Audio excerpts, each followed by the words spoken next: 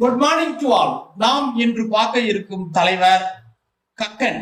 கக்கன் என்றால் தெரியாதவர் யாருமே இருக்க முடியாது. ஏனென்றால் எளிமையின் உறவிடம், நேர்மையின் சிகரம் என்றால் அது இவர் மட்டுமே என்று சொல்லலாம். அரசியலில் அந்த அளவுக்கு தூய்மையை கடைபிடித்தவர் இந்த கக்கன். இந்த கக்கன் அரசியல் தலைவர் அனைவருக்கும் முன்னுதாரணமாக எடுத்துக்கொள்ளலாம். ஏனென்றால் இது போன்ற அரசியல் தலைவர்கள் தற்பொழுது இல்லை என்பதுதான் இவரை உதாரணப்படுத்தலாம். இவரை பற்றி தான் இன்று பார்க்க போகிறோம். அதற்கு முன்னர் இவரை பற்றி இவருடைய நேர்மைக்கான, எளிமைக்கான சில உதாரணங்களை கூற விரும்புகிறேன். இவர் அரசியலில் இருந்து ஓய்வு பெற்று நோய்வாய்ப்பட்டு மதுரை மருத்துவமனையில் சி வார்டு பிரிவில் சிகிச்சை அளிக்கப்பட்டு வருகிறார். அப்போதைய முதலமைச்சராக இருந்தவர் எம்.ஜி. ராமச்சந்திரன். அவர் அந்த பகுதிக்கு போகிறார். அங்க உள்ள அதிமுக தொண்டர் ஒருவரை பார்ப்பதற்காக செல்கிறார். அப்போதைக்கு இங்கதான் கக்கன் இருக்கிறார் என்று கேள்விப்பட்டவுடன் அவரையும் போய் பார்க்கிறார். பார்க்கும் பொழுது சி வார்டுல இருக்கிறீங்க நீங்க, இது முற்றிலும் தவறானது அப்படின்னு சொல்லி என்ன பண்றாரு, ஏ வார்டுக்கு மாற்றி விட்டு வருகிறார். அந்த அளவுக்கு எளிமையானவர். தனியார் மருத்துவமனையில் போய் செலவு செய்து சிகிச்சை பார்க்கும் அளவுக்கு இவருக்கு வசதி இல்லை. அந்த அளவுக்கு நேர்மையானவர், எளிமையானவர். அதே போன்று தன்னுடைய கொள்கையில் மிகவும் பிடிவாதம் கொண்டவர் என்பதற்கு ஒரு உதாரணம், பெரியார் ராமர் உருவப்படத்தை எரிக்கும் பொழுது அதற்கு கடுமையாக எதிர்வினையாற்றுகிறார் இந்த கக்கன். ஏனென்றால் இவர் ஒரு ஆன்மீக குடும்பத்தை சேர்ந்தவர். இவருடைய தந்தை ஒரு கோவில் பூசாரி என்பது குறிப்பிடத்தக்கது. அதனால் இவர் ஆன்மீகத்தின் மீது பற்று அதிகமாகி பெரியார் அவ்வாறு செய்ததை மிக கடுமையாக எதிர்த்தார். இவரை பற்றி தான் இன்று நாம் பார்க்க போகிறோம். இவர் 1908ஆம் ஆண்டு ஜூன் 18ஆம் தேதி பிறந்தார். 1909ஆம் ஆண்டுதான் இந்தியாவில் முதல் முறையாக இன ரீதியாக இடஒதுக்கீடு அளிக்கப்பட்டது, விண்டோ மார்லி ரிஃபார்ம். அதற்கு முந்தைய வருடம் இவர் பிறக்கிறார் என்பது குறிப்பிடத்தக்கது. ஜூன் 18ஆம் தேதி. இவர் பிறந்தது எங்க அப்படின்னு பாத்தீங்கன்னா, மேலூர் வட்டத்தில் உள்ள தும்பைப்பட்டி அப்படிங்கிற கிராமத்துல பிறந்தார். தந்தை ஒரு பூசாரி. தென் இவர் இரவு நேர பள்ளிகள் நடத்துவதில் விருப்பம் உள்ளவர். இதை நடத்தி கொண்டிருந்தவர் இவருடைய ஆஸ்தான குருநாதர் அப்படின்னு சொல்ல போனா வைத்தியநாத ஐயர். வைத்தியநாத ஐயர், சுப்பராமன், தென் ரோசாப்புத்துறை எல்லாரையும் நம்ம பார்த்திருப்போம். இவங்க குரூப்ல தான் இவர் ஐக்கியமாகிறார்.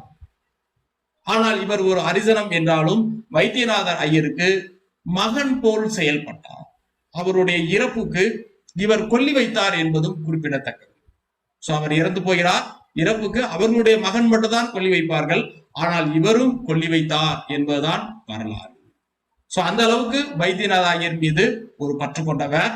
வைத்தியநாதர் ஐயர் இறந்த பிறகு இவர் காமராஜரின் சீடராக மாறுகிறார்.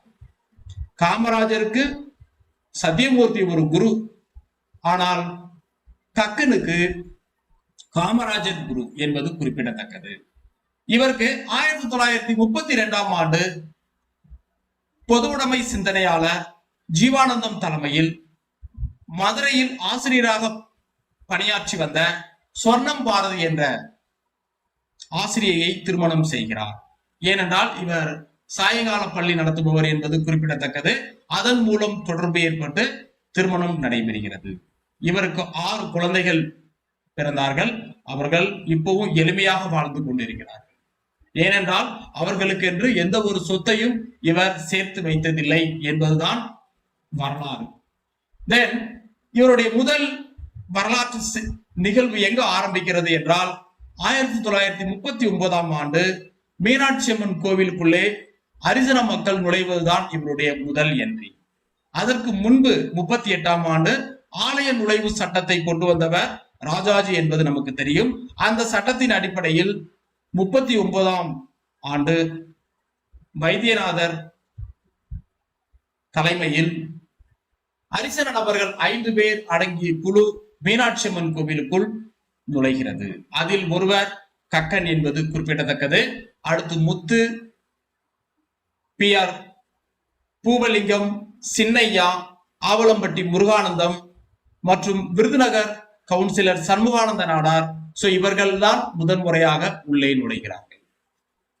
ஓகேவா? இதற்கு யார் யாரெல்லாம் சப்போர்ட் பண்ணாங்க அப்படிங்கிறது கடந்த வீடியோல நம்ம பார்த்திருப்போம். ஓகேவா? தென் இவர் ஒரு தீவிர காங்கிரஸ் தொண்டர்.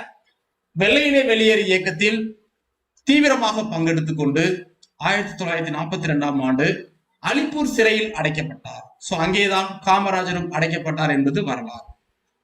சோ அதனால் அங்கிருந்தே காமராஜரின் நட்பு இவருக்கு அதிக அளவு கிடைக்கிறது. தென் 1952 முதல் 57ஆம் ஆண்டு வரை நாடாளுமன்ற உறுப்பினராக பணியாற்றினார்.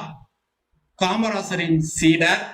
காமராஜருக்கு பிறகு காங்கிரஸ் கமிட்டி தலைவராக நியமனம் செய்யப்பட்டவர் இவர். ஏனென்றால் 1954ஆம் ஆண்டு காமராஜர் முதலமைச்சராக பதவியேற்கிறார். சோ அவர் அந்த பதவிக்கு போகும்போது காங்கிரஸ் கமிட்டி தலைவராக முதல் ஹரிசன காங்கிரஸ் கமிட்டி தலைவராக பொறுப்பேற்கிறார் இந்த கக்கன். 57 முதல் அடுத்து தேர்தல் வருகிறது. மாநிலத்தில் போட்டியிடுகிறார், MLA ஆகிறார். அப்போதைக்கு காமராஜர் முதல்வர் ஆகிறார்.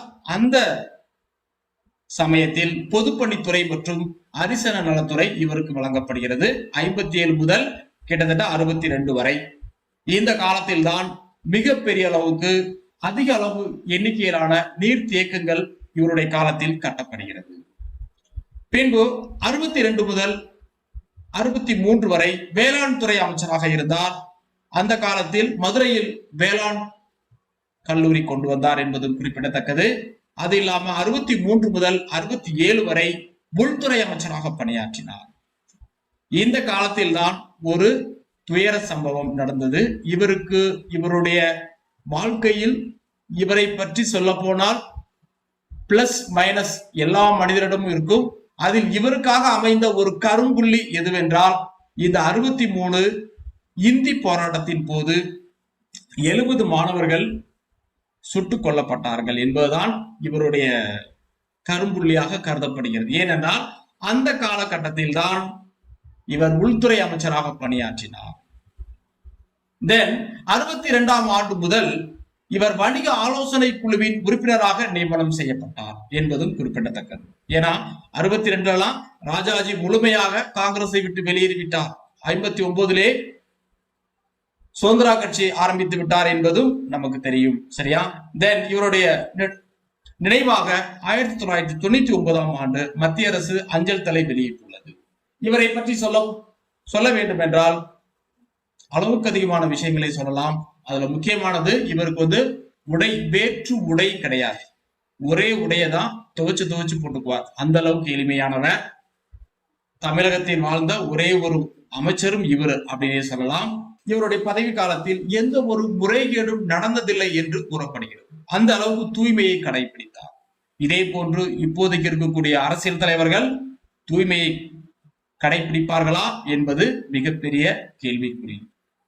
சோ இவரை போன்று நேர்மையாகவும் எளிமையாகவும் தூய்மையாகவும் வரும் காலத்தில் அரசியல் தலைவர்கள் இருக்க வேண்டும் என்பதுடன் முடித்துக் கொள்ளலாம். தேங்க்யூ.